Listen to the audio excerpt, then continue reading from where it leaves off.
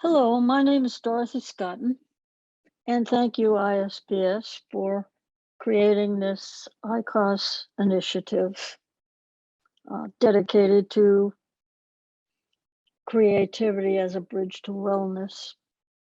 I'm going to share with you an example of how the creative arts in some form can not only be a vehicle for healing for those of us who have had lived experience of emotional challenges, but also a vehicle for transmuting that suffering and its possible impact on healing for others.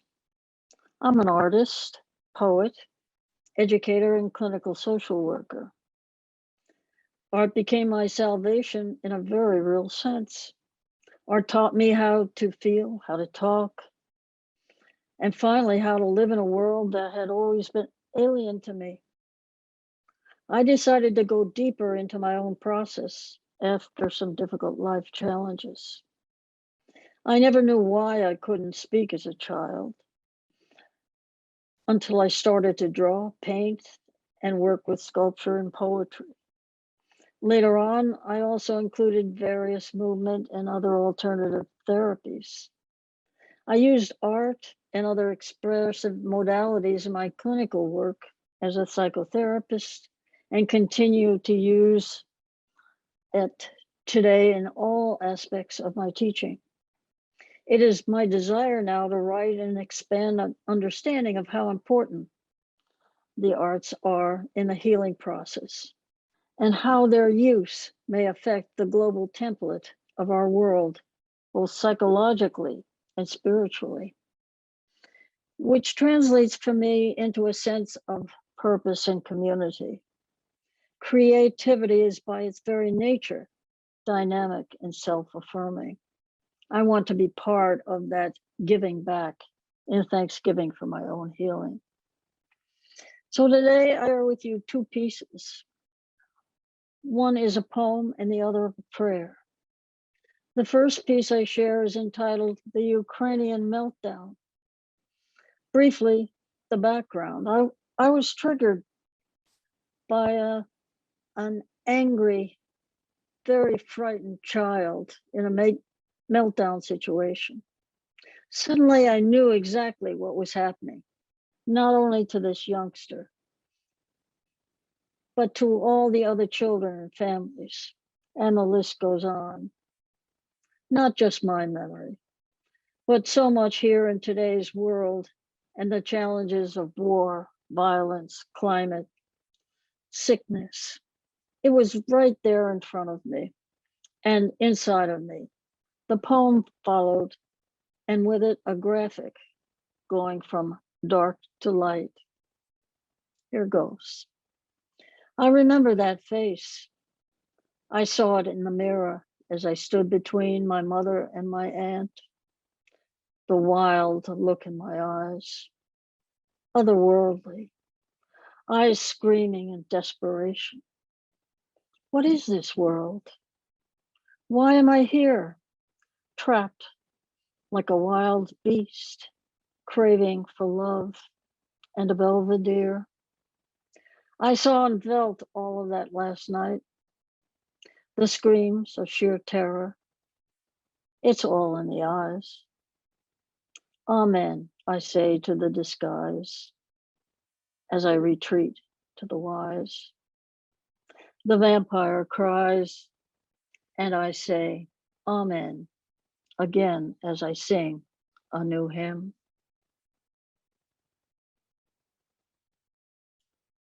And finally, I would like to encourage us all to use our experiences to bring hope and healing to others, paying it forward as we leave the darkness behind and live in the light of each moment, as a tribute to becoming fully human and divine at the same time. Perhaps something like love and service? What do you think? And I would like to end with a prayer I wrote. Somehow my camera took a photo without my knowing it, and it looked like a beating heart. Let love remain at the end of each tepid day to build a storage site for major plights that enrage me. This reservoir of light arms my heart and pushes to embark from the hate I see around me. Patch or overhaul, it's up to thee, not me. So thank you again, ISPS, for giving us ICOSS, the opportunity to share that special part of ourselves that has risen from the ashes.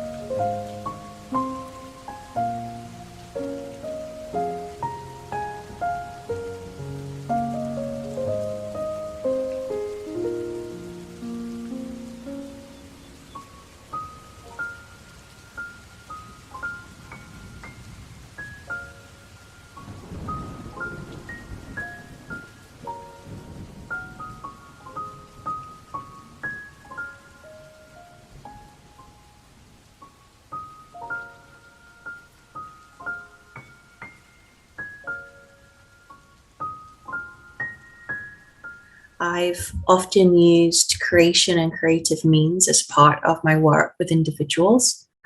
I think of creativity as being the antithesis of the destruction of trauma or psychiatric suffering, as I term it. I'm also a person with lived experience, and I've spent many, many years of my adult life involved in the mental health system, including experiencing abuse, trauma, and oppression as part of that system. So it's been meaningful for me to share the work that I've created myself, whereas so often my professional life is involved appreciating and working with others to exhibit their work. So I'll share one piece that I also shared at the group. This is an art book that I did as part of my undergraduate degree in occupational therapy. It's been made out of a medical textbook that I found in a secondhand bookshop on the streets of Portsmouth in England, where I used to live. And I created it by cutting out layers of the book with a sharp craft knife. I left words and phrases in there that felt meaningful to me, and also imagery. I mean, it was such a find. This book was such a find. It had just amazing metaphors that you could relate to so many aspects of life. When I shared it with my occupational therapy class, I told them that it was me and a reflection on my experiences working in a physical health setting for occupational therapy. So phrases like, we judge our fellow man much more by his skeletal parts, and the body must do what no skyscraper need do. I told them those things were a reflection on seeing people with physical disabilities or illnesses or conditions that were impacting their life.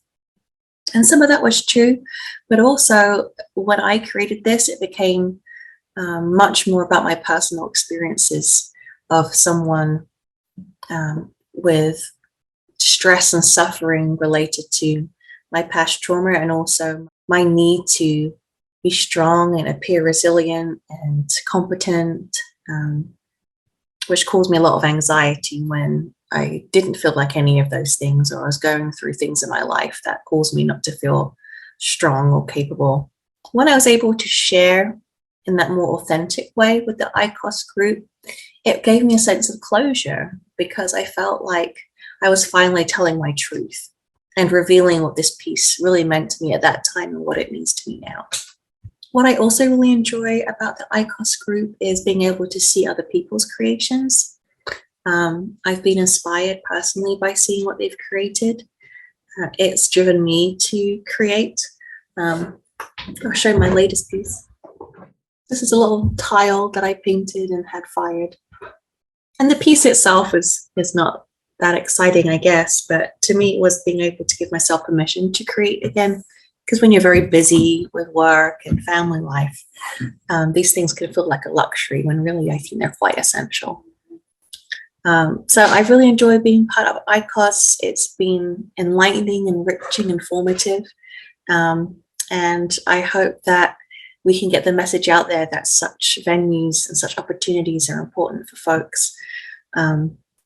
People who've experienced distress and mental health challenges, but also anybody, because I think art and creation is such a powerful way for us all to get in touch with ourselves and each other.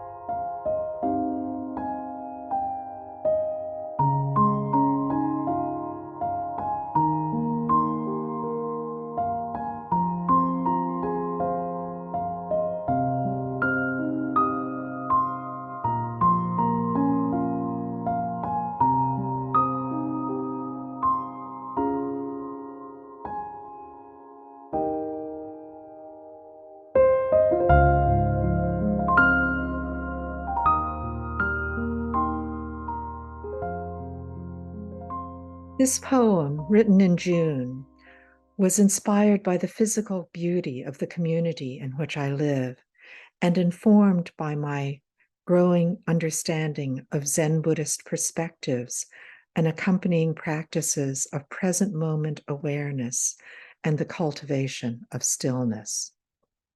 Reflections on being in the present moment. Here in the present moment, transfixed by the play of golden light and verdant shadow on leaf, limb, and the slender, uncertain trunk of the sapling standing between its not much elders as it makes its way toward the blue, blue sky, I gaze upon the scum-choked, water lily graced pond and take pleasure in my singular perspective, where all that I see, think, feel, and know is before me, beside me, around me, and within me, everywhere and forever, in this moment, in this time and place. As the sun continues its rise in the heavens, I wander briefly away from the moment to reflect that all must inevitably change, even if I will myself not to. Even if I do not move an inch, my still body and wandering mind will begin to focus more keenly upon the day's tasks and my heart's yearnings, rather than the bright sun, azure sky, and gold-green leaves of almost summer. Should a heron's flight draw my attention back to the pond, I might see an egret standing one-legged in the muck, or hear a bullfrog's roar, leading me to imagine their lives as they might be, were I they, and yet still me. And as the warming sun beams upon my face, a breeze might lift my hair coolly from my shoulders to brush my cheeks as I turn reluctantly back to the road, to continue this morning meditation walk, reflecting on all that I have seen and thought and felt, and filled with such a measure of joy and peace that I am carried through the day.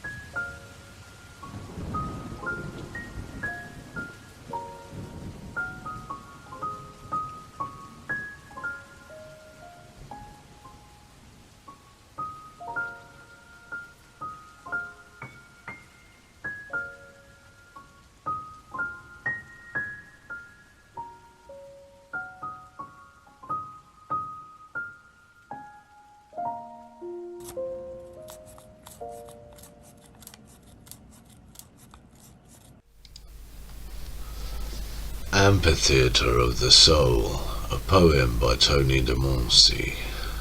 I share my tale here, in this amphitheatre of the soul.